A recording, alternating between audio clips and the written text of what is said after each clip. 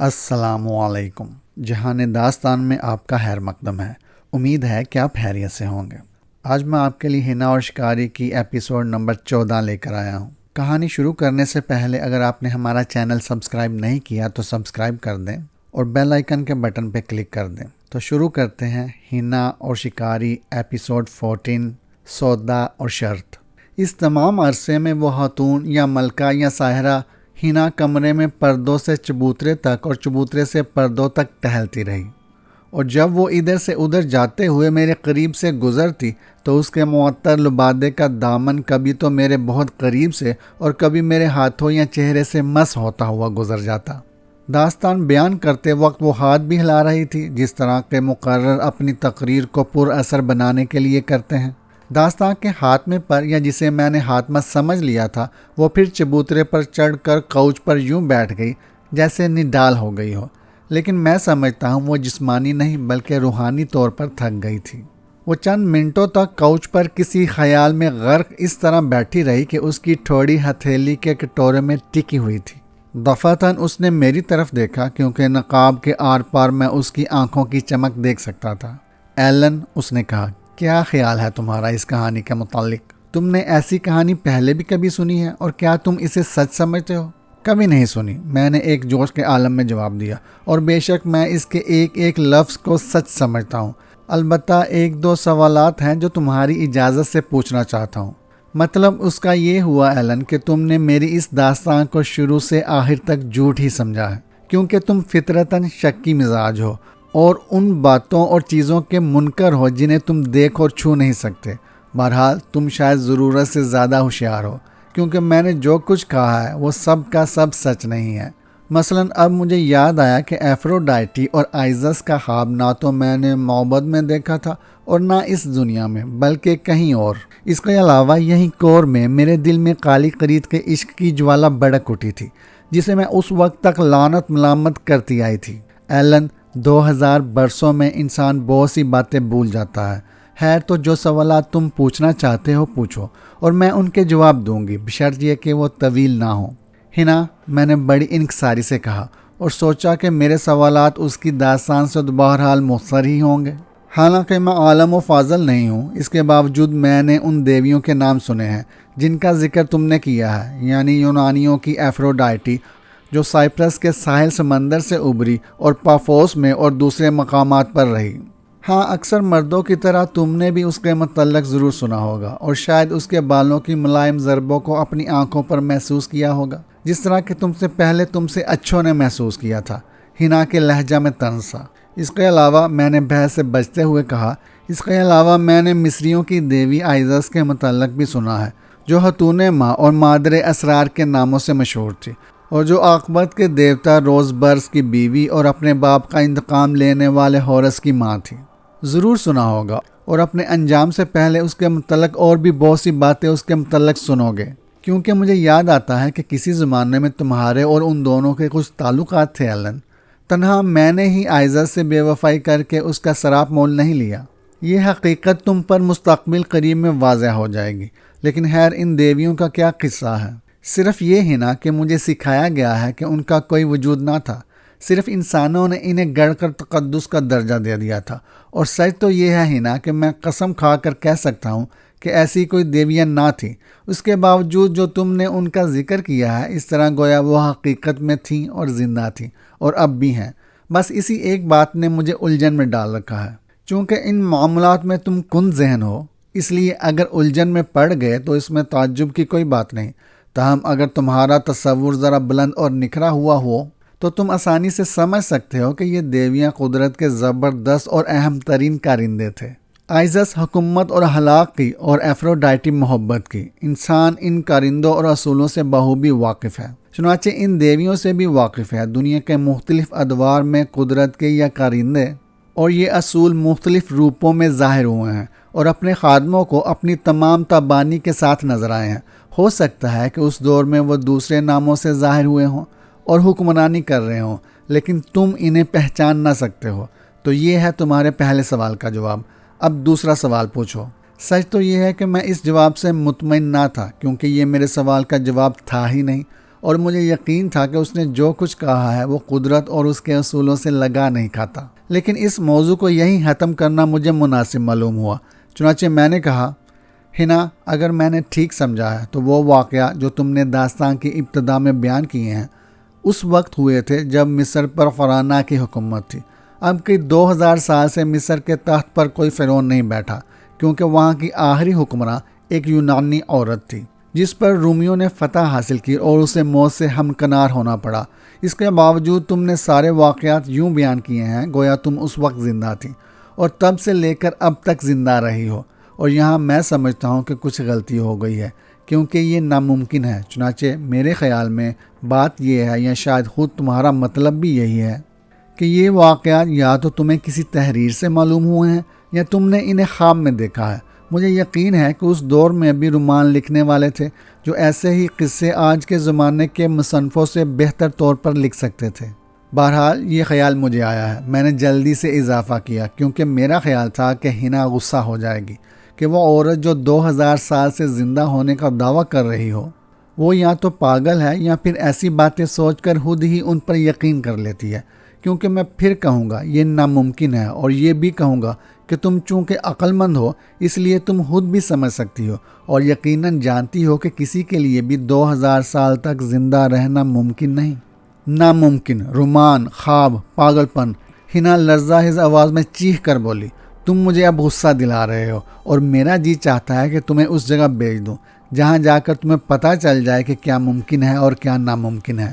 سچ مچ میں تمہیں اس جگہ بھیج دوں گی، لیکن فی الحال تو مجھے تمہاری خدمات کی ضرورت ہے، اور اگر میں نے تمہیں وہاں بھیج دیا تو پھر کوئی ایسا نہ رہ جائے گا جس سے میں بات چیت نہ کر سکوں، کیونکہ تمہارا سفید فام ساتھی تو خبتی ہے اور تمہارے دوسرے ساتھی وحشی ہیں، اور میں وحشیوں سے اکتا چکی ہوں۔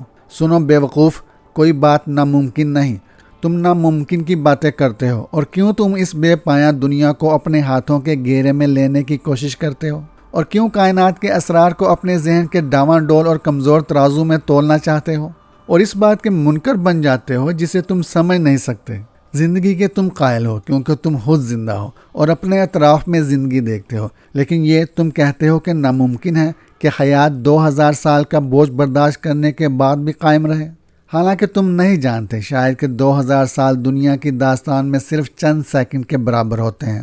حالانکہ تم نے دیکھا ہوگا کہ مدفون تخم اور کسی مقبرے یا غار میں بند مینڈک اتنے برسوں تک نہیں مرتا۔ اس کے علاوہ یقیناً تمہارا اس لافانی دنیا اور لافانی زندگی میں اعتقاد بھی ہے جو اس مختصر تبدیلی کے بعد ملتی ہے جسے موت کہتے ہیں۔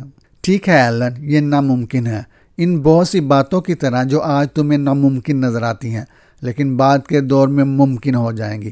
ہو سکتا ہے کہ تم اسے بھی ناممکن یقین کرتے رہو کہ میں نے اس بونے ساحر سے گفتگو کی ہے اور تمہاری آمد کے متعلق معلوم کیا ہے، جو اس علاقے میں رہتا ہے جہاں سے تم آئے ہو۔ اس کے باوجود میں جب چاہوں رات کی خاموشی میں اس سے بات چیت کر سکتی ہوں، کیونکہ ہمارے درمیان رابطہ قائم ہے، اور آج میں جو کر رہی ہوں وہ آئندہ زمانے کے لوگ آسانی سے کر سکیں گے، یعنی میلیں دور بیٹھے اپنے کسی ساتھی یا اپنے کسی عزیز سے گفتگو کر سکیں گے۔ ہاں ایلن، وہ لوگ وسیع خلاؤں کو سمیٹ کر دنیا کے اس سرے سے اس سرے تک بات چیت کر سکیں گے، ایک دوسرے کو دیکھ سکیں گے، اور عاشق اپنی محبوبہ کی آواز سن سکے گا، حالانکہ دونوں کے درمیان بے کنار سمندر حائل ہوگا۔ اور ہو سکتا ہے کہ یہ ناممکن بات یہیں تک ممکن ہو کر نہ رک جائے۔ ہو سکتا ہے کہ مستقبل بعید میں دنیا والے سیاروں کے باشندوں سے گفت و شنید کر سکیں، اور شاید ان مردوں سے بھی جو مر کر انجان اور اندھیری دنیا میں کھو گئے ہیں۔ میں جو کچھ کہہ رہی ہوں وہ تم سن اور سمجھ رہے ہو؟ ہاں، میں نے مری ہوئی آواز میں جواب دیا۔ یہ تم پھر جھوٹ بول رہے ہو، جیسی کہ تمہاری عادت ہے۔ تم سن تو رہے ہو لیکن نہ سمجھ رہے ہو اور نہ اس پر یقین کر رہے ہو، اور ایلن تم مجھے غصہ بھی دلا رہے ہو۔ میرا ارادہ تھا کہ میں تمہیں اپنی طرح اس طویل عمر کا راز بتا دوں گی، لیکن یاد رکھو میں لافانی نہیں ہوں۔ ایک نہ ایک دن مجھے بھی فنا ہونا ہے اور پھر دوبارہ اس دنیا میں آنا ہے، اور میرا ارادہ یہ بھی تھا کہ تمہیں یہ بھی بتا دوں کہ یہ طویل زندگی کس طرح حاصل کی جا سکتی ہے، لیکن تم اپنی بے اعتقادی کی وجہ سے اس قابل ہو ہی نہیں۔ نہیں ہوں، قطعی نہیں ہوں، میں نے جواب دیا۔ کیونکہ اس وقت میرے دل میں 2000 سال تک اور شاید اس پرسرار عورت کے ساتھ زندہ رہنے کی کوئی آرزو نہ تھی۔ لیکن اب جب کہ میں بوڑھا ہو رہا ہوں اور یقیناً اب زیادہ جی نہ سکوں گا، میں اکثر اس بات پر افسوس کیا کرتا ہوں کہ میں نے وہ بہترین اور نادر موقع کھو دیا، بشرط یہ کہ زندگی قائم رکھنے یا اسے طویل مدت تک بڑھانے کا کوئی طریقہ ہو جس سے حنا واقف تھی اور جس کے ذریعے وہ 2000 سال سے نہ صرف زندہ تھی بلکہ جوان اور حسین بھی بنی ہوئی تھی۔ بہرحال میں نے اپنی بے یقینی سے یہ راز معلوم کرنے کا موقع نہ صرف کھو دیا بلکہ اس بے حد پرقوت، تنک مزاج اور حسین عورت کو خفا بھی کر دیا۔ تو یہ معاملہ تو یہاں ختم ہوا، حنا نے زخمی ناگن کی طرح پھنکار کر کہا، جس طرح کہ خود تمہاری زندگی بھی جلد ہی ختم ہو جائے گی۔ اگر تم نے میری باتوں پر یقین کر کے مجھے خفا نہ کیا ہوتا تو تم بھی میری طرح وقت اور زمانے کی سرحدیں پھلانگ کر مدت مدیر تک زندہ رہتے اور میری ہی طرح ایک دنیا کے سردار بن جاتے۔ اور یہاں وہ ایک دم سے خاموش ہو گئی۔ میں سمجھتا ہوں کہ حدت بڑھے ہوئے غصے نے اس کے گلے میں پھندے ڈال دیے تھے، اور چونکہ میں اپنے آپ کو روک نہ سکا اس لیے میں نے کہا، اگر واقعی تمہیں بڑی قوتیں عطا ہوئی ہیں اور اس مقام کی سرداری تمہیں ملی ہے تو حنا میں یہ کہے بغیر نہیں رہ سکتا کہ ان قوتوں اور سرداری سے تمہیں کوئی خاص فائدہ نہیں ہوا ہے۔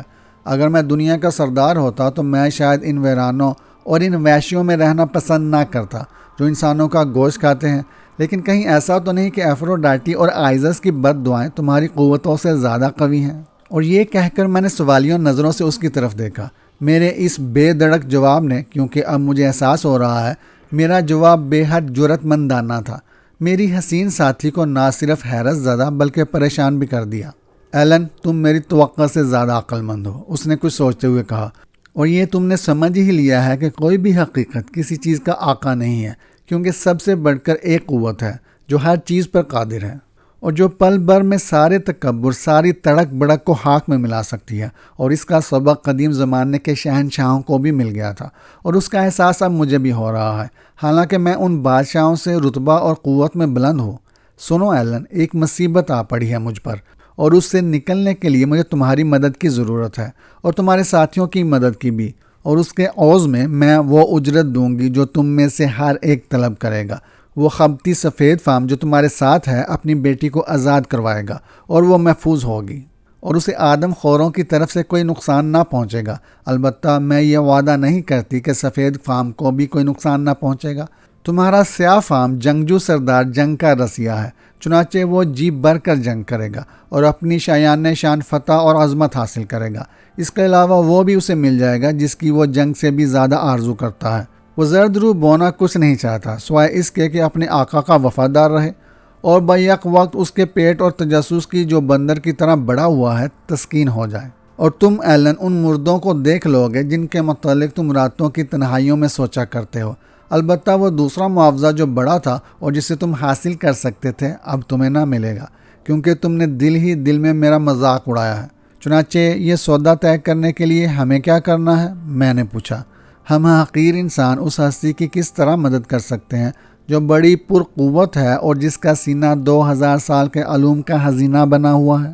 ایلن، تمہیں اور تمہارے ساتھیوں کو میرے جھنڈے تلے رہ کر جنگ کرنی ہوگی اور مجھے اپنے دشمنوں سے نجات دلانی ہے۔ رہی اس کی وجہ تو تم میری داستان کا آخری حصہ سن لو اور تم کچھ سمجھ جاؤ گے۔ میں نے سوچا یہ واقعی بڑی عجیب بات ہے کہ اس ملکہ کو جو فوق الفطرت قوتوں کی مالک ہونے کا دعویٰ کرتی ہے، جنگ میں ہماری مدد کی ضرورت ہے، لیکن اس خیال سے کہ اپنے اس خیال کو اپنے تک ہی رکھنا مناسب ہوگا میں خاموش رہا۔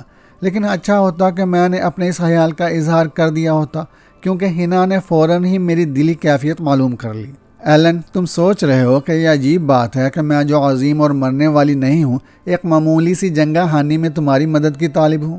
اگر میرے دشمن معمولی سے وحشی ہوتے تو مجھے مدد کی ضرورت نہ پڑتی، لیکن وہ وحشی سے زیادہ کچھ اور بھی ہیں۔ وہ لوگ ہیں جن کی حفاظت اس قدیم شہر کور کا قدیم دیوتا کر رہا ہے۔ یہ اپنے زمانے کا بڑا زبردست دیوتا تھا جس کی روح آج بھی ان کھنڈروں میں بھٹکتی اور اس کی قوت آج بھی اس کے ان پجاریوں کی مدد کرتی ہے جو اس کی عبادت مذموم رسم ادا کرتے ہیں، یعنی اس پر انسانوں کی بین چڑھاتے ہیں۔ کیا نام ہے اس دیوتا کا؟ میں نے پوچھا۔ ریزو، اور اسی سے مصریوں کا دیوتا رجبار نکلا ہے، کیونکہ ابتدا میں کور مصر کی گویا ماں تھی اور کور کے فاتح اپنے دیوتا اور اس کی پرستش کو بھی اپنے ساتھ مصر لے گئے تھے۔ یہ مصر کے سب سے پہلے فرعون مینیس سے بھی بہت پہلے کا واقعہ ہے، جب کور والوں نے مصر فتح کیا تھا۔ یہ کہ بارہ سورج کا دیوتا تھا، ہے نا؟ میں نے کہا ہاں، اور ریزو بھی سورج کا دیوتا ہے جو اپنے آتشی تخت پر بیٹھا انسانوں کو زندگیاں بخشتا ہے، یا اگر چاہتا ہے تو بجلیاں گرا کر یا قحط نازل کر کے یا وبائیں پھیلا کر ان کا خاتمہ بھی کر دیتا ہے۔ یہ دیوتائے خیر نہیں ہے، بلکہ بڑا ہی ظالم ہے۔ چنانچہ وہ اپنے پرستاروں سے قربانی میں خون طلب کرتا ہے، حتیٰ کہ کنواری لڑکیوں اور معصوم بچوں کا بھی خون۔ چنانچہ یوں ہوا ایلن کہ جب کور کے باشندوں نے دیکھا کہ ان کی کنواری بیٹیوں کو ریزوں پر بین چڑھا کر ان کا گوشت کاہن اور پجاری کھاتے ہیں اور ان کے معصوم بچوں کو اس آگ میں بسم کر دیتے ہیں جسے سورج کی کرنیں جلاتی ہیں، تو یہ لوگ یعنی کور کے باشندے اس ظالم دیوتا سے متنفر ہو گئے اور اس کی عبادت چھوڑ کر رحم دل چاند کی طرف جھک گئے، اور چاند کی اس رحم دل دیوی کا نام انہوں نے لولالا رکھا۔ چند لوگوں نے سچائی کو اپنی دیوی منتخب کیا، کیونکہ انہوں نے کہا کیونکہ سچائی حشبناک سورج دیوتا اور نرم دل چاند دیوی سے بھی عظیم ہے، جو آسمانوں کے ایک بہت دور سے ستارے میں اپنے تخت پر براجمان ہے۔ چنانچہ یوں ہوا ایلن کہ لوگوں کی اس حرکت سے دیوتائے شر ریزو بڑا غضبناک ہوا، اور اس نے اپنا قہر ایک زبردست وبا کی صورت میں شہر کور اور اس کے ماتحت بستیوں پر نازل کیا، اور اس شہر اور ماتحت بستیوں کے باشندوں کا خاتمہ کر دیا۔ لیکن وہ لوگ بچ گئے جو ریزو کی پرستش کرتے تھے، اور چند وہ لوگ بھی بچ گئے جو لولالا اور سچائی کے پجاری تھے۔ اب یہ میں نہیں جانتی کہ یہ لولالا اور سچائی کے پجاریوں نے کس طرح اپنی جان بچائی۔ تم اس زبردست وبا کے وقت موجود تھی؟ میں نے بے حد دلچسپی سے پوچھا۔ نہیں، یہ واقعہ میرے کور آنے سے صدیوں پہلے ہوا تھا۔ ایک کاہن جیونس نے یہ تفصیلات ان غاروں میں لکھی ہیں جہاں میرا قیام ہے، اور جہاں ان بے شمار لوگوں کے مدفن ہیں جو اس وبا میں مارے گئے تھے۔ اگر تم سننا چاہو گے تو میں کور کی تاریخ تمہیں سنا دوں گی۔ خیر، تو جب میں یہاں پہنچی ہوں تو کور کھنڈر ہی تھا، جیسا کہ آج تم دیکھ رہے ہو، حالانکہ اس وقت بھی اس خطے میں اور کھنڈروں میں وہ لوگ مختلف قبائل یا چھوٹے چھوٹے گروہوں میں بکھرے ہوئے تھے جو امام حجر کہلاتے ہیں، اور جو اپنے دیوتا پر انسانوں کی بین چڑھا کر ان کا گوشت کھاتے ہیں۔ یہ لوگ دیوتائے شر ریزو کے پرستار ہیں، کیونکہ یہ انہی لوگوں کی نسل سے ہیں جو اس زبردست وبا میں بچ گئے تھے۔ ان کے علاوہ اس خطے میں وہ لوگ بھی تھے جب میں یہاں پہنچی ہوں، اور میں جو چاند کی دیوی لولالا اور سچائی کے پرستار ہیں، چنانچہ ریزو اور لولالا کے پرستاروں میں کبھی نہیں بنی۔ یہ دونوں گروہ شروع ہی سے آپس میں لڑتے جھگڑتے رہتے ہیں۔ تمہیں کون سی بات یہاں کور میں لے آئی ہے نا؟ میں نے پوچھا۔ میں نے کہا نہیں کہ دیوی ایزس کے حکم اور اس کی علامت سسترم کی راہبری سے میں یہاں پہنچی ہوں۔ اس کے علاوہ اس نے چند ثانیوں کے توقف کے بعد اضافہ کیا، مجھے توقع تھی کہ ایک باغا ہوا جوڑا مجھے یہی ملے گا، جس میں سے ایک نے دوسری کے اکسانے پر ایزس سے اپنی قسم توڑ دی تھی۔ اور وہ دونوں تمہیں مل گئے ہیں نا؟ میں نے پوچھا۔ ہاں، بلکہ یوں کہنا زیادہ مناسب ہوگا کہ میں انہیں مل گئی، اور میری موجودگی میں دیوی ایزس نے اپنے بے وفا کاہن کو کیفر کردار تک پہنچایا اور اسے اکسانے والی کو واپس دنیا میں دھکیل دیا۔ وہ تو بڑی ازمائشی گھڑی ہوگی تمہارے لیے، ہے نا؟ میں نے کہا، کیونکہ تمہاری باتوں سے میں نے سمجھ لیا ہے کہ اس نوجوان یونانی کاہن کو جس کا نام تم نے قالی قرید بتایا ہے، خود تم بھی پسند کرتی تھی۔ ہنا ایک جھٹکے کے ساتھ کوچ پر سے اٹھ کھڑی ہوئی، اور اب وہ بولی ہے تو اس کی آواز نیچی اور ایسی تھی جیسے کوئی زہریلی ناگن پھنکار رہی ہو۔ میرا خون منجمد ہو گیا۔ بے وقوف، تم میرا مذاق اڑا رہے ہو؟ نہیں، تم ایک بکواسی اور متجسس احمق ہو، اور یہ اچھا ہی ہے، کیونکہ اگر ایسا نہ ہوتا تو تم بھی کالی قرید کی طرح کور سے زندہ نہ جاتے۔ اس کا اشتیاق نہ رکھو جو تم معلوم نہیں کر سکے اور جو تمہاری پہنچ سے باہر ہے۔ چنانچہ تمہارے لیے بس اتنا ہی جان لینا کافی ہے کہ آئزس کا غضب کالی قرید پر نازل ہوا، اور کچھ بھی نہیں، اور مجھ پر بھی۔ چنانچہ اب مجھے یہیں رہنا ہے، حالانکہ میں کسی بھی مردے سے بدتر ہوں، یہاں تک کہ کالی قرید دوبارہ جنم لے کر یہاں نہیں آ جاتا اور ہمارا ناٹک نئے سرے سے شروع نہیں ہو جاتا۔ اجنبی، اس نے بدلی ہوئی نرم آواز میں سلسلہ کلام جاری رکھا، میرے خیال میں تمہارا مذہب جو پتہ نہیں کیا ہے، اپنے ماننے والوں کو ڈرانے کے لیے دوزخ کا ذکر کرتا ہے، اور پیشن گوئیاں کرنے والے اپنے کہانوں کے ساتھ مضبوط کرتا ہے، جو قسم کھا کر کہتے ہیں کہ دوسری دنیا اور اس کی دوامی مسرتوں کی کنجی ان کے پاس ہے۔ میں دیکھ رہی ہوں کہ تم اس کا اقرار کر رہے ہو۔ میں نے اس کے حیرت انگیز طور پر صحیح اندازے پر اسبات میں سر ہلایا تھا۔ چنانچہ تم سمجھ سکتے ہو کہ ایسے ہی دوزخ میں جو میرے لیے اسی دنیا میں پیدا کر دی گئی تھی، میں 2000 سال سے رہ رہی ہوں اور اپنے اس گناہ کا کفارہ ادا کر رہی ہوں جو میں نے اوپر والی زبردست قوت سے کیا ہے، اور اس قوت نے میرے لیے یہ مقدر کر دیا تھا کہ میں محبت کروں، اور یہ بھی مقدر کر دیا تھا کہ میں انتقام لوں۔ ظاہر ہے کہ میں اس کی خلاف ورزی نہ کر سکتی تھی اور نہ کر سکتی ہوں، کیونکہ میں اس زبردست قوت کا ایک ہتھیار ہوں گویا۔ وہ کوچ پر یوں ڈہ گئی جیسے نڈال ہو گئی ہو، اور میں سمجھتا ہوں جذبات کی شدت نے واقعی اسے نڈال کر دیا تھا۔ اس نے اپنا چہرہ دونوں ہاتھوں سے ڈھک لیا۔ چند ثانیوں کی توقف کے بعد اس نے اپنے چہرے پر سے ہاتھ ہٹا کر کہا، ایلن، میرے ان دکھوں کے متعلق مجھ سے مزید کچھ نہ پوچھنا۔ وہ اس وقت تک سوئے رہیں گے جب تک کہ ان کے دوبارہ اٹھنے کا وقت نہیں آ جاتا، اور وہ وقت اب میرے خیال میں قریب آ گیا ہے، اتنے قریب کہ میں نے سمجھا تھا کہ تم ہی، لیکن چھوڑو اس ذکر کو، چنانچہ ان دکھوں کو نہ چھیڑو۔ اگر ممکن ہوتا تو میں خود بھی انہیں بھول جاتی۔ کاش کہ ایسا ہو سکتا ہے ایلن، یہ دکھ اور یہ غم تو صدیوں سے میرے ساتھ رہے ہیں۔ اس دنیا میں رہنے پر مجبور ہوں، مر نہیں سکتی، حالانکہ مر کر سکون حاصل کر سکتی تھی، لیکن مرنا میری قسمت میں نہیں، اور چونکہ میں انسان ہوں، حالانکہ نیم مقدس ہوں، اس لیے مجھے دنیا کے کاروبار میں مصروف رہنا پڑتا ہے۔ دیکھو اے اجنبی، جو کچھ مقدر ہو چکا تھا وہ ہوا۔ میں نے حیات کا جام پیا، جسے جانا تھا وہ چلا گیا، اور میں زندہ رہ گئی، تنہا اور غمگین۔ مجھے زندگی کی چٹان سے باندھ دیا گیا، اور پشیمانی، اپنے کیے کی پشیمانی کے گرد میرا کلیجہ نوچ رہے ہیں، اور رات کے وقت 2000 برسوں کی یادوں کے اسے مجھے پریشان کرتے ہیں، اور میرے دل میں وہ آرزویں تازہ ہو جاتی ہیں جنہیں میں ترک کرنا چاہتی ہوں۔ عشق کی آگ بھڑکنے لگتی ہے، کیونکہ میں بلند درجہ پر پہنچنے کے بعد بھی انسان ہوں۔ صبح پھر وہی دنیا کا چکر۔ ہاں، مجھے دنیا کے جمیلوں میں پھنسا دیا گیا ہے، لیکن میں نے انہیں خوش آمدید کہا، کیونکہ ان مصروفیات کی وجہ سے میں اپنے دکھ اور غم بھول جاتی ہوں۔ جب اس خطے میں رہنے والے وحشیوں کو پتہ چلا کہ ایک عظیم ہستی نے ان کے درمیان ظہور کیا ہے جو چاند کی دیوی یا خاتون ماہ کی کنیز تھی، تو یہ لوگ جو اب بھی لولالا کے پرستار تھے میرے گرد جمع ہو گئے، اور ان لوگوں نے جو ریزو کے پرستار سے میرا تختہ الٹ دینے کی کوشش کی۔ دیکھو، انہوں نے کہا، دیوی لولالا دنیا میں آ گئی ہے، چنانچہ آؤ ہم ریزو کے نام پر اسے قتل کر کے یہ سارا قصہ ہی ختم کر دیں۔ ایلن، وہ بیوقوف سمجھتے تھے کہ مجھے مارا جا سکتا ہے۔ خیر، تو میں نے ان پر فتح حاصل کی، لیکن ان کے سردار کو زیر نہ کر سکے۔ ان کے سردار کا نام بھی ریزو ہے، اور وہ لوگ اسے اپنے دیوتا کا اوتار ہی سمجھتے تھے۔ اسے تم زیر کیوں نہ کر سکی ہیں نا؟ میں نے پوچھا۔ اس کی وجہ یہ ہے ایلن کہ کسی زمانے میں اس کے دیوتا نے اسے بھی وہ راز بتا دیا تھا جو میری دیوی نے مجھ پر ظاہر کر دیا تھا۔ اس نے بھی جام خیات پیا، چنانچہ وہ بھی زندہ رہا۔ اب چونکہ وہ قوت میں میرے برابر ہے، اس لیے میرا کوئی بالا اس کے دل تک جو دیوتا کے شر کی بختر میں ہے نہیں پہنچ سکتا۔ تو پھر کون سا بالا پہنچ سکتا ہے؟ میں نے بے بسی سے پوچھا، کیونکہ میں وحشت زدہ ہو گیا تھا۔ کوئی بالا نہیں، البتہ کلہاڑا اس کا خاتمہ کر سکتا ہے، کم سے کم میرا تو یہی خیال ہے۔ کیوں؟ سنو ایلن، کئی نسلوں تک لولالا کے پرستاروں اور ریزو کے پرستاروں کے درمیان جو پہاڑ کے دوسرے طرف رہتے ہیں سکون اور صلح رہی، یا یوں کہو کہ میرے اور ریزو کے درمیان صلح شانتی رہی، کیونکہ کور میں رہنے والے لولالا کے پرستار مجھے ہی لولالا یقین کرتے ہیں۔ لیکن پچھلے ایک عرصہ میں سردار ریزو ارد گرد کے علاقے کو اجاڑنے کے بعد بے قرار ہو گیا اور کور پر بھی حملہ کرنے کی دھمکی دینے لگا، اور تم جانو کور ریزو اور اس کے وحشیوں کا مقابلہ کرنے کی طاقت نہیں رکھتا۔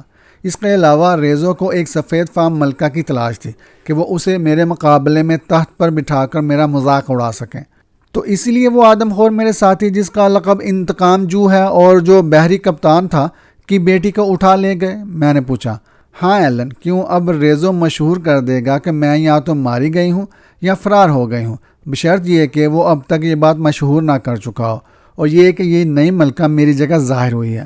اپنی اس چال سے وہ یہ آس لگائے بیٹھا ہے کہ وہ کور میں رہنے والے میرے بہت سے پرستاروں کو اپنے ساتھ ملائے گا، کیونکہ جب وہ کور پر پیش قدمی کرے گا تو اس لڑکی کے چہرے پر نقاب ڈال کر میرے لباس جیسا ہی لباس پہنا کر اپنے ساتھ لائے گا، اور کوئی مجھ میں اور اس لڑکی میں تمیز نہ کر سکے گا، کیونکہ کور والوں میں سے کسی نے میری صورت نہیں دیکھی۔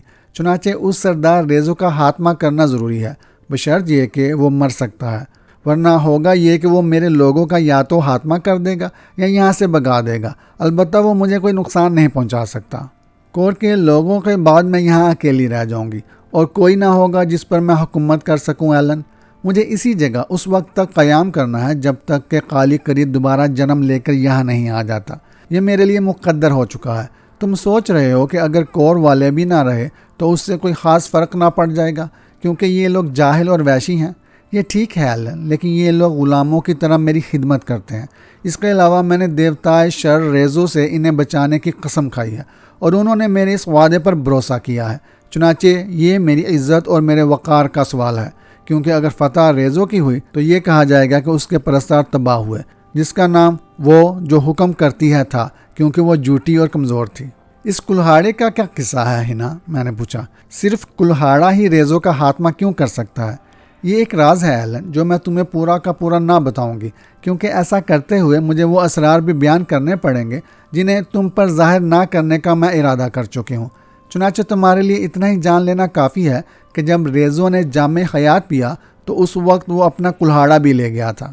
اب کہتے ہیں کہ یہ کلہاڑا بے حد قدیم تھا جسے خود دیوتاؤں نے بنایا تھا، اور کہتے ہیں کہ اس کلہاڑے نے ریزو کے مقابلے میں زیادہ زندگی اور قوت جام حیات کھینچ لی۔ کس طرح یہ بتانے کی ضرورت نہیں، ہو سکتا ہے کہ یہ محض روایت ہی ہو۔ البتہ ایک بات میں جانتی ہوں کہ سچ ہے، کیونکہ یہ بات مجھے در حیات کے دربار نوت نے بتائی تھی۔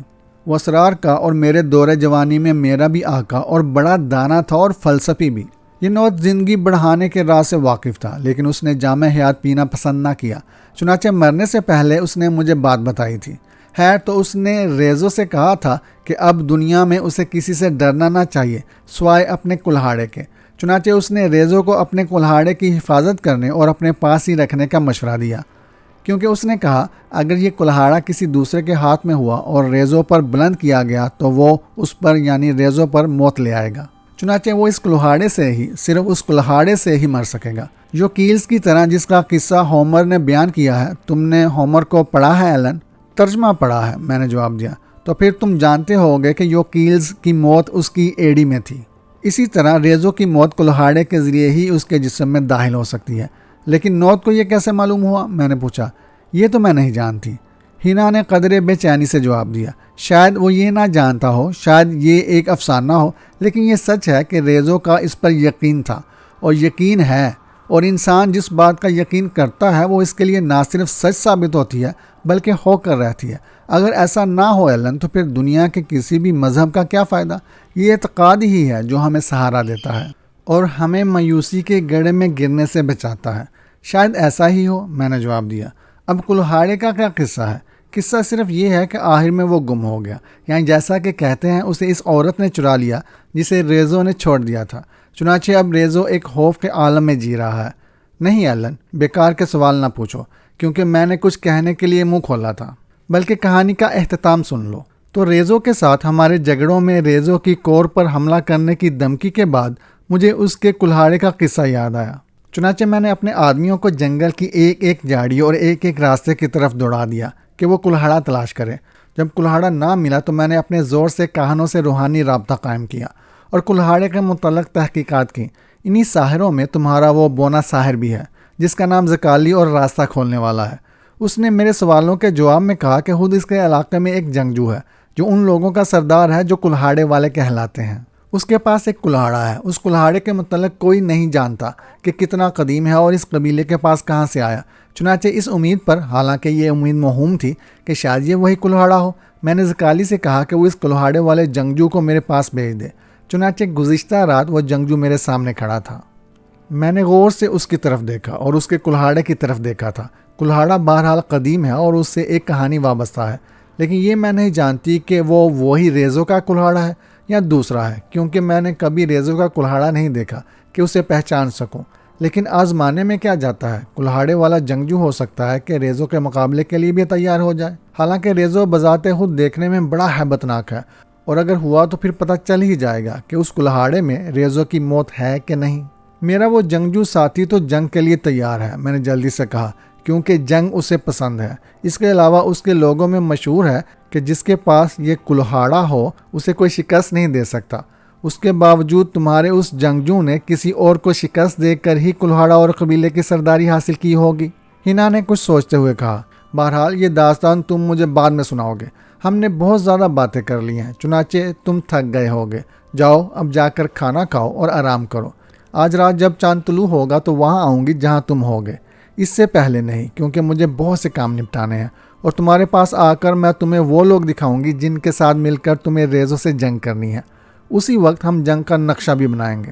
لیکن میں جنگ کرنا نہیں چاہتا، میں نے جواب دیا۔ میں نے بہت سی جنگیں لڑی ہیں اور اب میں ان سے اکتا آ گیا ہوں، چنانچہ یہاں میں خون خرابہ کرنے نہیں بلکہ علم حاصل کرنے آیا ہوں۔ پہلے قربانی اور پھر اس کا انعام، ہنا نے جواب دیا، بشرط یہ کہ انعام حاصل کرنے والے بچ جائیں۔ یہ کہانی ابھی جاری ہے۔ یہ کہانی آپ کو کیسی لگی؟ کہانی پسند آئے تو لائک ضرور کیجیے گا، ہمارے چینل کو سبسکرائب کر دیں اور بیل آئیکن کے بٹن پہ کلک کر دیں۔ شکریہ۔